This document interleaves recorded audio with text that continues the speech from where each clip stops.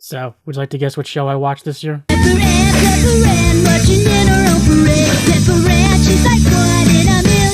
Save you all your valuable time, all I'll say about the show in the context of the entire series right now is that I do recommend it. Even just for the intro. Pepper Ann's intro is unskippable, and that is both a figure of speech, and if you watch it on Disney+, an actual fact. Look, a French poodle! Le Poivre Anne est un spectacle plus amusant. The story starts on October 29th, and as you can probably guess, Halloween has come to Hazelnut. And Peppy's getting ready by spelling Halloween rocks in pumpkins. She just can't quite get the final S into formation. Her friend Milo comes by, so he and Pepper Ann can get their Halloween costumes together, and after Pepper finds a solution to her dilemma, she and Milo go to the thrift store, twice-loved stuff, to look for material to make their costumes. Peppy sees all this stuff as just what they need to maintain their track record of incredible costumes.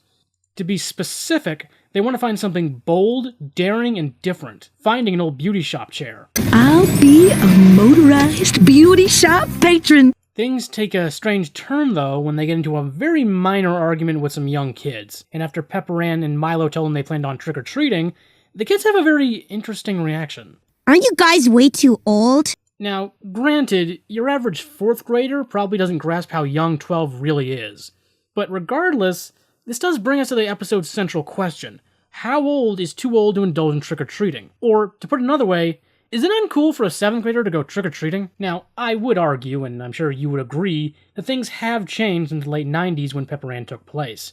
At least in terms of acceptance of how you don't necessarily need to conform to what everybody else is doing. But peer pressure is still a thing for a reason. I'm sure some of you experience this as well. On one hand, getting to dress up in costumes and free candy. On the other hand, pre-teendom for a lot of people is that stage of life where you start getting extremely self-conscious. So, in terms of young Pepper Ann Pearson, while Milo is jazzed to use the antique papaya costume he found, Pepper Ann is starting to become concerned. Gotta get out of here. The next day, Pepper Ann, trying to figure out what to do, asks her other friend Nikki her opinion on how old is too old to do Halloween. Though Nikki points out she isn't really the best person to ask about this stuff, given she not only disavows sugar as a whole, and candy in particular, but she also tells Peppy that her family is planning to give out honey carob wheat bars this year. Continuing walking to school, picking up Milo, who's already in his costume, which, given her conflicted feelings right now, she ditches them the minute they get to school. Jeez, you totally fridged Milo. Do you think I like lying to my friend? At least he's doing what he wants. Dressing up and trick-or-treating without trying to find out if it's cool or not. That's it!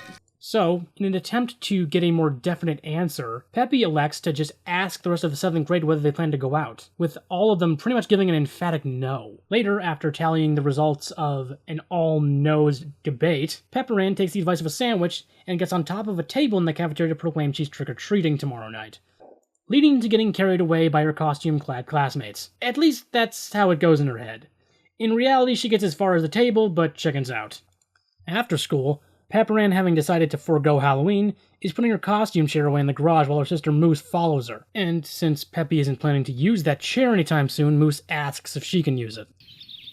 Promise me that you'll hold on to Halloween. Promise me. Okay. Yeah, Moose is pretty used to her sister being kind of a weirdo. The girls are actually just about to head inside when their mother Lydia drives up, having gotten some last-minute supplies for tomorrow. And after stating her intent to skip Halloween, and then ignoring Lydia's words of encouragement to enjoy Halloween, PA goes off to the arcade and, kind of by accident, manages to get into Milo's head about doing Halloween. So, by Halloween, when Milo goes over to Pepper Ann's dressed like a junior paralegal and declares that he's giving all his childish stuff to Moose, Peppy realizes that she messed up. Milo, I was wrong. This isn't about growing up. This isn't about looking cool or not.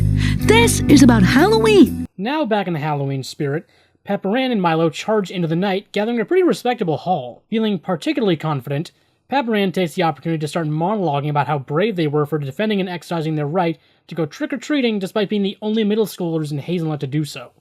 Giving the ultimate message that it's okay to trick-or-treat even if you are a preteen, which is arguably a pretty good message demographically. Here's the funny thing though, as Pepper Ann continues her speech, the episode's ending reveals that completely unbeknownst to either Pepper Ann or Milo, her assertion that they were the only ones their age out there is proven to not be entirely true.